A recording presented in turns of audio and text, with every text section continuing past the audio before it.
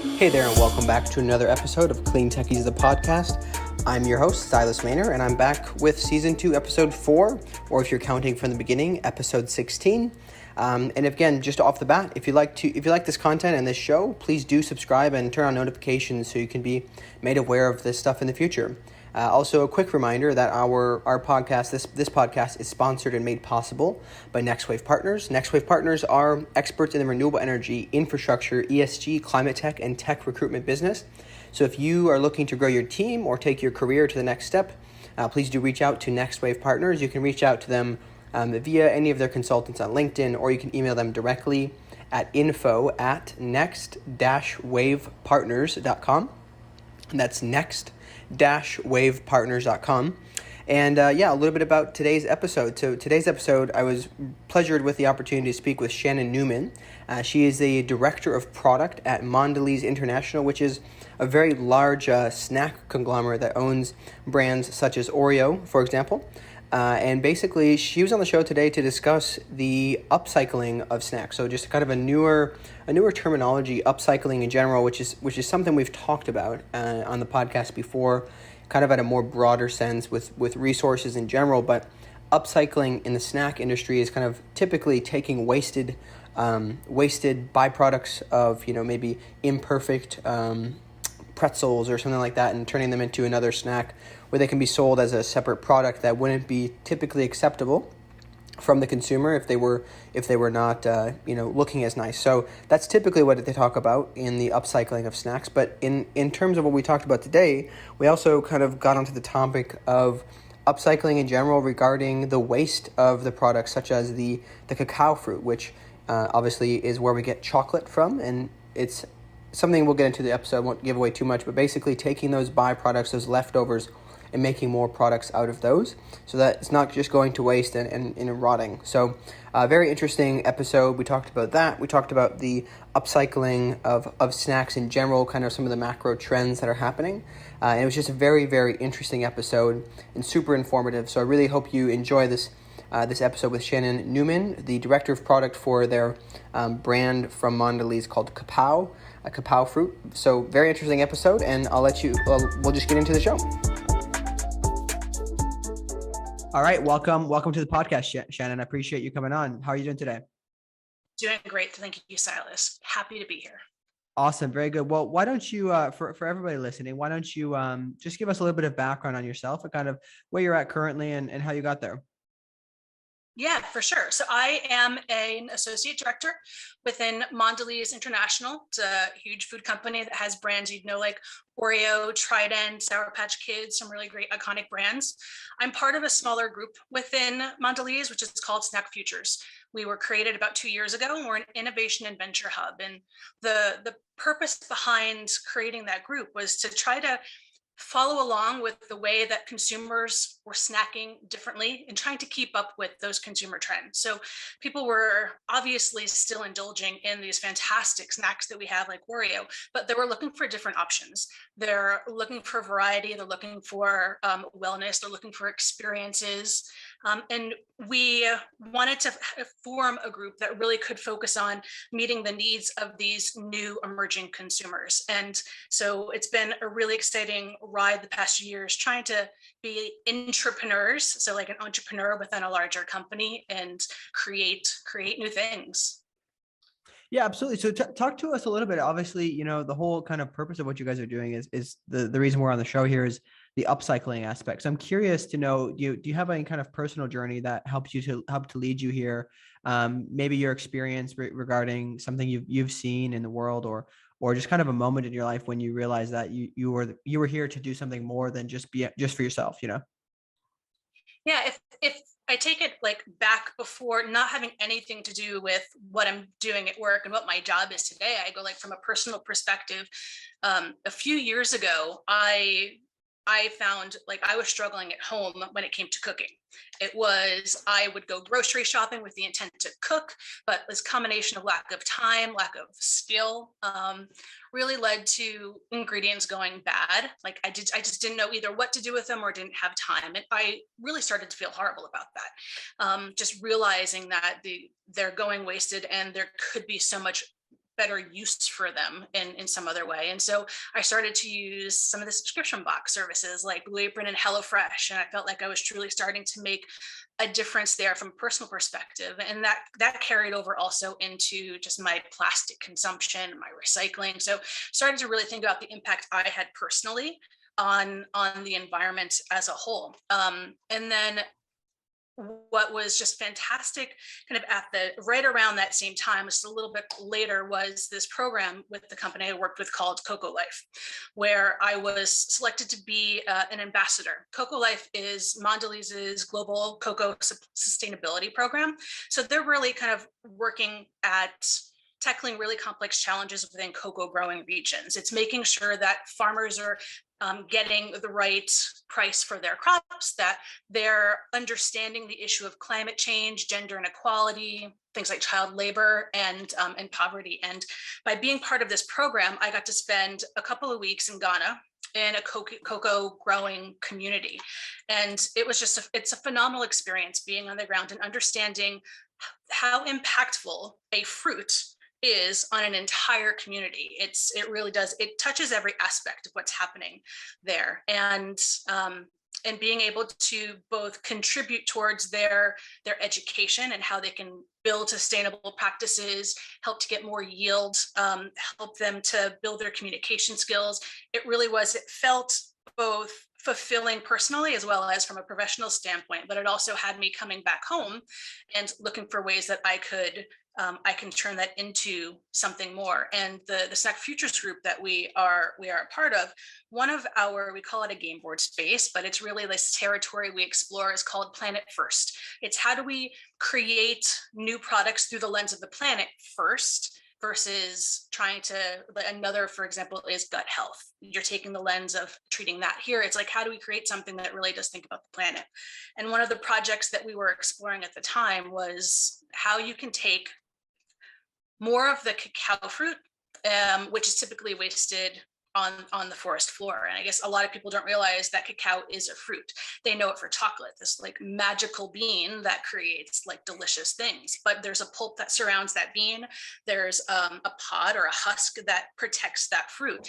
And the nutrients and the flavor experiences within those parts of the fruit are incredible. And they were really just being left on the kind of the plantation farms because of that magical bean. So that, which is like 30% of the total cacao fruits being.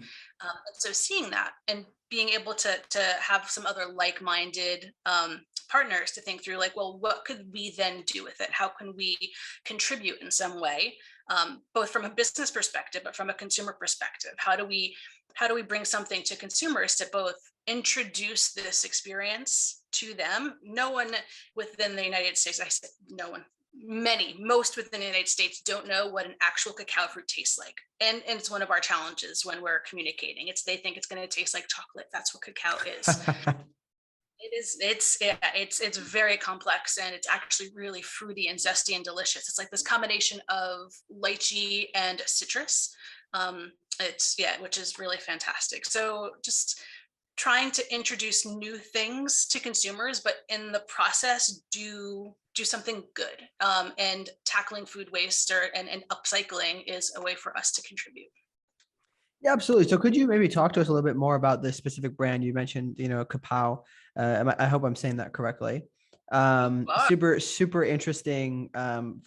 Cool name, by the way, too. But just talk to us more a little bit about the brand and stuff, and how you guys have gone on this journey and created this new snack that you're upcycling. And talk to us a little bit more about the upcycling mindset in general, too.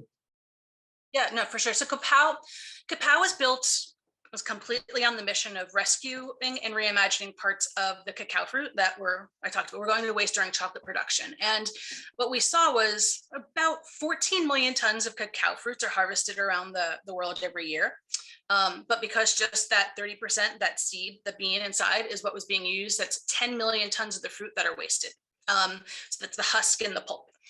So what we do is we started with the pulp. We take that pulp that was being wasted and we incorporate it into other real simple ingredients. So they are plant-based. They include things like mango, coconut, apricot, golden berries, chia seeds. They're really simple, clean ingredients, nothing artificial.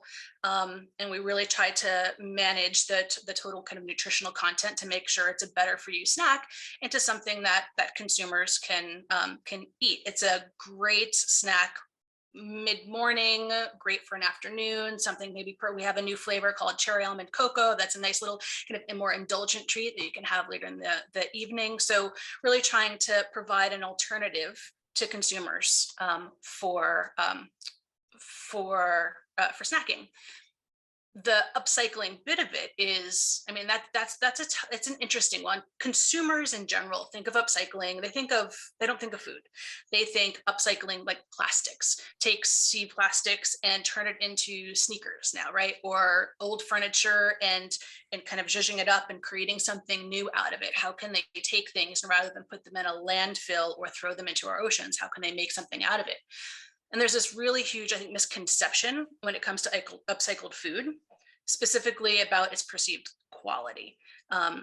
But we know that food waste is huge. 30% of all food produced globally goes to waste for any number of reasons, but it has a huge impact on the planet. It could be surplus on the farms. It could be, in the case of cacao fruit, they're just harvesting that bean versus the rest of it. It could be it's imperfect food. It's wonky. It's got some bruising, or it just goes bad in your refrigerator and it gets tossed out. But that impact is significant. It contributes to global warming. It creates emissions. And there's this fantastic stat from Project Drawdown. It's the global leader or ranking in climate solutions is if you can prevent food waste, it's the single most effective solution to preventing global warming, and that's by more than 2 degrees Celsius. So it's a huge contributor to what's happening within the environment, and it also just feels wrong when you think about also the parts of the world that are struggling with getting enough food. The fact that we are wasting a third of it seems kind of wrong in many ways. So our friends at the Upcycled Food Association, it was created in 2019, I believe, relatively new. It was created by a series of companies, of universities, of people just like-minded in this, wanting to create a definition behind what upcycled food is and create this movement behind it.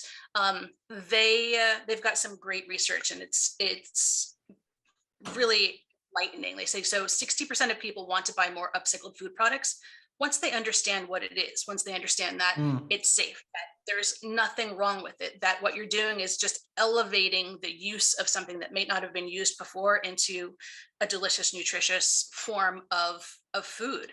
And once they understand that, and that's because, I mean, really 95% of consumers want to do their part in reducing food waste. They don't really know how to do it. It's a pretty overwhelming concept. So it's an opportunity for consumers, I think, to really put their money where their mouth is. People eat. They have to eat. I think this is super interesting to me in general. It's like there's a lot of consumers that want something, right? And we're driving it. We're asking for more things, but it's out of our hands, right? Most consumers that have daily jobs, they can't do anything about it besides buy things, right? So we need to. I'm interested. Maybe have some thoughts on this or some initiatives that are being done. But are there ways or things and places people can join and be part of to try to help get the voice out that, hey, we want these products. We want more of this stuff, because obviously companies are the ones who have to create these things in order to feed the market. No pun intended. No, absolutely. And they do. And it's fabulous to see this happening, because this movement happening. It is overwhelming. I think it's overwhelming from all aspects of sustainability, and from a personal perspective, it's like, how can I contribute? I can stop using plastic straws. I can protect the food that's in my fridge or store it in a way that will help it last longer. I can throw things that are going bad into smoothies because they're still going to taste great. So there's I think a lot of really great ways to inform consumers, everyday consumers, on how to do that. And Upcycled Food Association is a fantastic group. I think at the moment a little bit more industry led, so they're trying to make the movement, but where they're really helping is by creating a definition and a consistent language. It allows consumers and companies, so companies like Mondelez and CaPao, companies like, there's great other products out there, both in food, pet food, other kind of industries that can use upcycled ingredients using a common language. So, like I said before, we originally started saying we were rescued and reimagined, because when you say food waste, people put on this negative kind of connotation, or this hat on of, well, I don't want to eat that, it's going to be bad. The more we use common language, the more we really bring in retailers. So I think a huge movement this year was Whole Foods. Whole Foods put upcycled food within their top 10 trends to watch for 2021.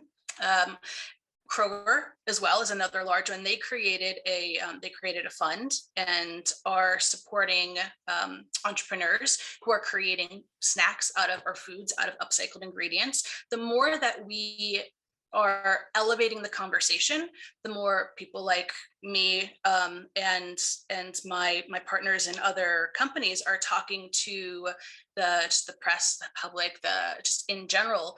The more we bring awareness to the issue, but also the opportunity, we address the misconceptions while providing solutions. Yeah, I mean, I think it's important because obviously there's always this kind of, capitalism is evil type of mentality that tends to run through, because there's been obviously bad examples of it. But I think that it's important to remember that can be a great solution, given the fact that we as consumers can drive the demand, and it will be met with options because companies care about making money, right? I think that just the whole idea that Tom Rand put in his book of capitalism behind fixing climate changes is very relevant here. I think what's really important from a consumer perspective, though, is also to keep companies honest. So there's a lot of greenwashing out there, right? So people will, they will play on the trend, and they will say that their product does this. We really do kind of, as a whole, really keep everyone honest about it, really stand for what you're saying, and back up what you're doing. And that will go a long way in helping to address consumer speculation. Yeah, and I think that that's something kind of more on the technology side of things. I've seen a bit of interesting stuff happening in the place because, like you said, greenwashing is happening a lot. And I know people complain about it, and then they say, "Oh, what's the purpose? Like, why even bother?" But in reality, we still need the demand because we'll be able to find the greenwashing, because before you know it, we're going to have certifications and technology that can track all these things and really make it totally transparent, which is what we need. So this is interesting. I'd be kind of curious to know, generally speaking, what have some of the big challenges been for you guys with this new product, these new product lines or whatever? I'm just curious in general, like maybe whatever it is, whatever the big challenges are. I think there are a few. So one, go back to just the creation of an upcycled product, and it's sourcing. So the availability and the consistency of the materials are actually a little bit of a challenge. You think it's food waste, it should be pretty simple and it should be pretty cheap, but that we don't have kind of processes or supply chains in place really today to source a lot of these ingredients and convert them into a means of delivering to the consumer and a fantastic, great tasting product. So we're building that infrastructure. Every time a company wants to deliver something like this to the world, we're building that infrastructure with our supply chain partners in place. So it's a little bit of a slower moving and expensive process to start, with the idea that like economies of scale will come as we grow and as that message comes out. So that's one of the earlier kind of like in the supply chain end of things, challenges that we face. Another one is, I mentioned earlier, is communication. It's finding that right message, not just to the consumer, but to the retailer, about why you should put this product on your shelf instead of another one. And that other one could come from a huge brand. It could be, it could deliver faster turns because it's easier to explain or for consumers to understand right now. And as this movement is building, we have to accept that it's a little bit of a slower growth. Our trajectory is going to be kind of like slow and steady. Hopefully wins the race as more people are educated. But that communication, we can't just communicate that we're this great tasting product, you should buy us. We have to explain and on our case, there's two things we have to explain. One is that it's not chocolate, it's cacao fruit. So if you're expecting it to taste like chocolate, it doesn't. It tastes like this fruity, zesty, delicious thing, but also that it comes from upcycled cacao fruit, which is helping the planet. We're helping farmers make more for their crops. We're helping to address food waste. So by you purchasing that product, you're contributing to that kind of that overall idea. So there's a lot in there to get across. Yeah, I mean, it's a big challenge if you think about it. Unless you're a fully vertically integrated company, like all the way to distribution, because I mean, I didn't even think about that, right? You got so many small stores, and even like, I think Whole Foods is an example of a probably pretty forward thinking example, but you've got all these smaller distributors, and to convince them these things when they're like, no, I'm so used to, like, I know the mentality, I know what to do, I'm going to keep doing what makes me money. There's obviously that whole education process. So that's a very noble pursuit, I think. And it's great to see somebody taking on, because like you said, there's going to be this trend that slowly builds and eventually it'll take over, and economies of scale should kick in for everybody's favor. So that's good. One thing I'm a little bit curious too is, obviously this is kind of, it sounds like it's relatively in the early stages for you guys, but kind of, could you talk to more about the variety both in your products and what can be done? Because obviously this is upcycling an entirely wasted part of a fruit, right? I know there's upcycling in regards to broken pretzels or broken almonds that are then turned into other types of snacks. But what are the variety from what you guys are doing, but also the potential for the entire industry at large? When we think about our example, the variety and the potential is actually quite huge. So we took these kind of two elements of the raw ingredient, the pulp and the shell, and gave it to our culinary team and said, what can you do with this? And the initial stages of R&D development were actually pretty incredible, that we came up with a ton of ideas in the beverage space, in snacking, in fruit snacking, as well as in baking. So really lots of applications for it. And we worked to kind of narrow down what that introductory product would be. And what we started with, and what you see on the market today, are our cacao fruit bites. So kind of like bite-sized snackable kind of snacks, but the potential is huge. And right now what we're doing is really just using the pulp. There's an opportunity to expand, to hit other occasions within snacking, to bring in, if you took the shell of the cacao fruit and you can turn it into a flour and use that as a kind of a flour alternative, and put that into almost any type of baking product. So as well as I said, kind of like into the beverage type of space, and you can take it into candy. You can take it and actually take it out of food and put it into cosmetics. You've got this, you see lots of beauty products out there that are upcycling ingredients as well, and kind of fruit and produce are great means of kind of transferring into the beauty space. So just the cacao fruit alone has lots of opportunity. We have a new format that will be coming out in October. So I can tease it, but I can't necessarily share it just yet, which really does kind of continue to play with it and take it into a different space. So we're excited to keep growing and providing more options. But if you think about, just step back more broadly, there are some great products out there. Kind of Pulp Chips is one. Pulp Pantry is the company. What they do is they take the excess pulp from fresh pressed juices. They work with companies that produce fresh pressed juices. They take that leftover pulp, and that pulp is just fantastic nutrients, and they make them into chips, savory chips. So it's an alternative to your tortilla chip, your potato chip, and they're really unique and they're fantastic. So there's another company that turns products into vodka. They take like old going bad bakery products and turn it into a vodka. It's kind of mind blowing. The company, it's Lost and Found Distillery.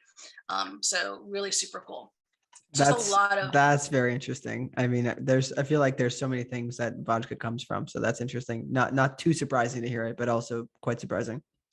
It is. Yeah. So there's so much creative opportunity out there. It's just a matter of like unleashing like people's imaginations into what you can do with it. Yeah, for sure. That makes a lot of sense. And I think that again, like you said, think about probably all of the so many of the major brands that we're used to, the candy bars we have, all of those things. There is a lot of waste that can be reimagined. I think that people, I'm glad we're having this conversation because again, like you said, most people don't know what it is, right? I for a while was getting my groceries from Imperfect Foods when I was back in New York City, and I'd tell people about it, and they're like, "So you're getting like rotten groceries?" And I'm like, no, I'm getting things that are just aren't quite fit for, the perfect world that we need, that most people want to see, right? But they're still great food. And I think that just sharing this and getting people to realize, oh, this is what it means, that shared language you talked about, that's going to be very impactful, more than we realize. So that's good. um, what are some of the trends that you see, generally speaking? Again, this can be in terms of, broadly, we understand people are starting to move to this, but could you maybe talk and walk us through what you see and how you see the trends unfolding, and maybe even some of the challenges that will have to be then solved once we get to the next level? Because I know with this whole climate tech revolution, essentially, there's a lot of layers, right? We solve one layer and then it opens up the problems of many more. So could you talk to us a little bit about that? Yeah, I mean, so trends, it's within, I think within the upcycled space, it's really just beginning. It's the what may have started back in the imperfect misfit markets, imperfect foods days, was taking these wonky vegetables, things that if you went into a grocery store you might pass up because it didn't look like, it was like two apples formed together and it just didn't look like it would be good. That was the bit of the start of it, and now it's opening that opportunity up to so much more. And it's so the trend is really, how can you take something that may not have been used before and transform it into something else? And that's extending beyond just the food category, but it's expanding into cosmetics, into fashion, into any kind of consumable kind of or consumer good, which is incredible to see. You pair that with some of the other bigger trends that are happening if you look in the food movement today. So one is, other ways of helping from a sustainability perspective is trying to cut back on your carbon footprint. How are you producing these goods in a way that is perhaps as sustainable as possible? So one example is, yes, we're adding an upcycled ingredient into our product. What we're also doing is making sure that we're producing in a sustainable way. So our manufacturing facility is 100% wind powered. So we're trying to Mhm. make sure that we're walking the talk. We're Packaging is a tough one. Consumer goods is, I mean, they're packaged, right? They're any food out there has some sort of packaging to it, and there's a purpose behind that package. It's to keep the product fresh, it's to add convenience, it's what consumers are looking for. But the movement to try to be as sustainable as possible in your packaging is going to continue to grow, and one challenge is we need packaging suppliers to catch up to that demand. um, Packaging suppliers are, they're phenomenal. They're incredibly smart and have means in getting there. The problem is scale. And it was kind of, I was talking to it earlier, and we're in that early stage of using, or how you take upcycled ingredients and transform them into things. Same thing with packaging. How do you transform a packaging system that's currently incredibly efficient and was delivering on consumer needs from 20 years ago and reinvent it into something that's more sustainable and that provides consumers with other options? And then on the flip side, the infrastructure within the country, within towns, the ability to recycle things and where that goes isn't, it's very much a town by town process. There isn't one universal means of what you can recycle, how you recycle it, and where it actually goes. I mean, that the recycling system is complicated. I mean, just as a like someone who at home who has a recycling service, I'm always looking at, is this number on the bottom of my package something that I can put into a recycle bin or not? And if I can't, well, why the hell not? Like, what can be Yeah. done? So Mhm. there's all these layers within that consumers are very kind of aware of, conscious of, and wanting to do better. We as because like within the manufacturing world need to find these solutions, and we need our suppliers to kind of get there as well, so that we can contribute. The challenge particularly for us is, you've got an ingredient that might be more expensive because its supply chain. You want to create something that is good for consumers. So the ingredients all in there are only real fruits and vegetables or nuts or seeds. So they also come a bit of a price premium. Your packaging, you want it to be fully, at a minimum, fully recyclable. Unfortunately, that comes at a premium as well. And so how do we have to work very hard to make sure that we're trying to do good for consumers, but not outpricing ourselves from their Hmm. daily lives, not making it something that isn't accessible to them at the same time. Yeah, because if you breach that line, then at the same, then you're really ultimately scratching out the good you've done, because you can't if you can't turn a profit at least somewhat. It's a very tough, very thin line to draw. I'm really curious about this. Maybe I'm not sure if you have any thoughts or kind of knowledge about this, but I think it's very similar to the oil and gas and renewable space, where there's people innovating, right? And then the big oil and gas guys, they're realizing, oh boy, we need to get on this trend, and they have a big balance sheet to back it up, and then they kind of go in. I know obviously Shell has done a pretty good job of this, like innovating in that space. What do you see with the existing conventional snack producers that are? Do you see them maybe changing the way they actually produce their current snacks, or maybe even changing their snacks a little bit in order that they're wasting less in the production process, or really kind of getting wind of this trend and then just spearheading it and just putting a lot of infrastructure money behind it? And again, there's obviously the regulatory process and all these things that can help bolster it. Do you see anything like that coming in the future? Absolutely. And not just the future. It's been something that, so I'm almost 20 years in as a marketer in the food space, working for companies like Nabisco and Kraft and Cadbury Mondelez. So one of the as a brand manager, one of the biggest things that we're looking at in our P&L as we're growing, I've worked on brands like Trident, is managing waste. And it's not just managing waste and like in the retail or the consumer level, but it's within our own manufacturing process. I mean, we're constantly working to make those lines in the manufacturing process efficient. So we're not wasting ingredients, we're not wasting packaging, we're finding ways to rework things back into either our existing products or other products. So it's always been something very top of mind. And that is both a combination of not wanting to waste, but it comes as a hit to our P&L, and that ultimately can get translated into what the consumer's paying, and we don't want to do that.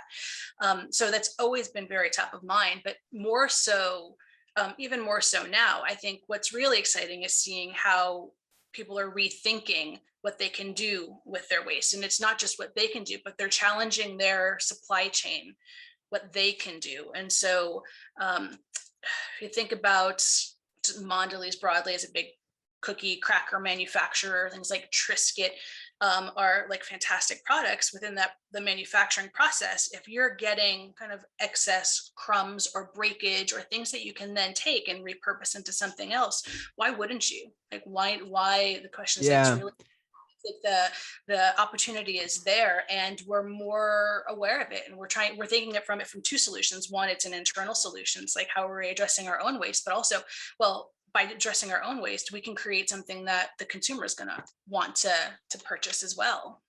Yeah, that makes sense. I mean, it's the same thing with, again, I've said this probably every time I've had somebody on this podcast, is that all of these climate tech and clean tech kind of solutions, they typically are just kind of creating something out of nothing, right? You have a waste, or these farmers, right? I don't know how it's set up, if typically the farms are owned by Mondelez or whatnot, but the farmers, regardless of who they are, they have a product, and they have also another product that's just not being used, right? So they can just add to their total bottom line by simply harvesting everything. And the same thing with all the waste, right? It can just be turned into new products, especially with companies who have the means and the manufacturing process to actually do so. I just think it's incredible. It's just a total mindset shift. Yeah, I mean, if taking it back to cacao fruit, so Barry Callebaut is a huge chocolate manufacturer. They created a division called Cabas Naturals to specifically address the fact that you've got the pulp and the shell that's sitting on the forest floor, and there's something they can do with it. And so they created a division within this huge chocolate company in order to find means of using those ingredients and supply it to people like me for CaPao. Mm-hmm. Very cool. This is fascinating. I think we've covered a lot today. There's obviously just this whole broad mindset in general for people to realize that, upcycling and these products, they're not coming from, garbage. It's coming from, we're trying to make sure we take viable things and get them still used. We don't want this waste. It's so unnecessary. And I feel like there's probably a large aspect of doing this. And once we get it effectively, spread out across the world, there's a lot of people at the very early stages of supply chain. They're going to benefit from this a lot. And we can help on the entire spectrum of social and impact in investing in our own dollars as consumers. So I think this is super exciting. I guess just finally, any final thoughts, and where can people find your products?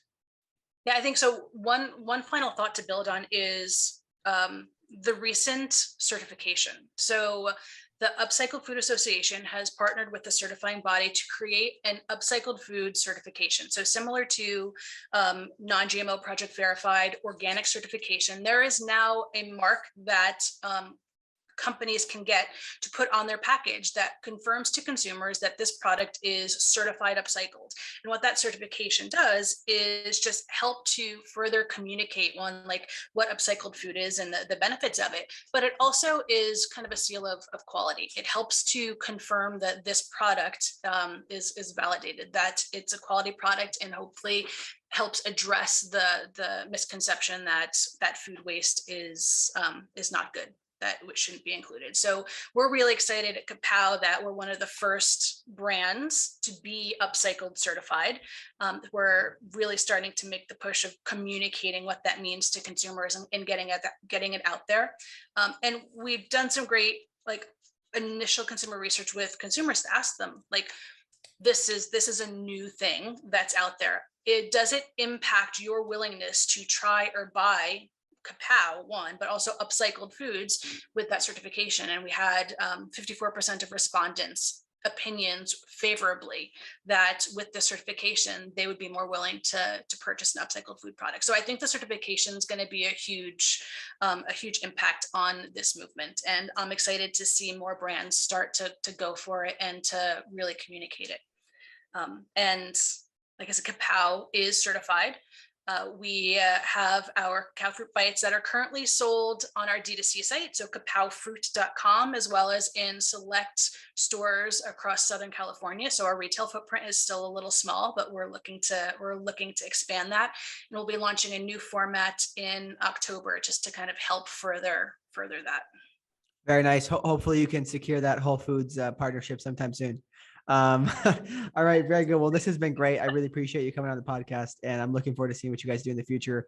We'll definitely have to have you on again once we've created together a better, more kind of advanced trend here, and people understand. So, thank you so much, and we'll see you next time. Great. Thanks, Silas. Thanks for the opportunity. Thanks so much for joining on today's episode with Shannon Neumann. I really hope you found a lot of value out of this conversation. I think it's a topic not a lot of people have had opportunities to talk about or to read about or learn about. So I think it was very interesting for me, at least. I learned a lot. I hope you did as well. So as always, if you do have any interesting thoughts you wanted to share, or maybe further questions you wanted to ask about it, feel free to reach out or tweet me at on social media. I can be tweeted at. You can find me at Silas Maynor. Otherwise, feel free to connect with me on LinkedIn. Pretty much anywhere on the internet, I'm typically pretty good at getting back to people. So feel free to share your thoughts there. Or you can also you can get more involved by joining our CleanTechies Slack channel. We have some discussions going on in there from time to time regarding the podcasts and the episodes, just helping each other to learn more about what's going on. So that's a great way to get further involved. You can also subscribe to our newsletter. Our newsletter comes out monthly on the 27th, so this will be coming out tomorrow, actually. So definitely subscribe. This is going to be an interesting one. It's kind of interesting. It corresponds with the regenerative farming is what we're talking about in this month's newsletter. So you can subscribe to that. All of the links for all of these things are in the description of the show. Definitely also feel free to share this with friends. So I think the important aspect of what we tried to do with this whole situation with building this in general was to share the word about what is going on, what is being done in the industry, and helping people to realize the positive things that are taking place that are just not not too shared around. So please do share with some people that might find this interesting, maybe people who could benefit from this directly. So share that. And I think, if there's any questions, feel free to always reach out. Maybe you have suggestions for future guests. Always glad to hear those recommendations. So feel free to reach out to me in any format you find. And yeah, with that, we'll see you next time on CleanTechies, the podcast.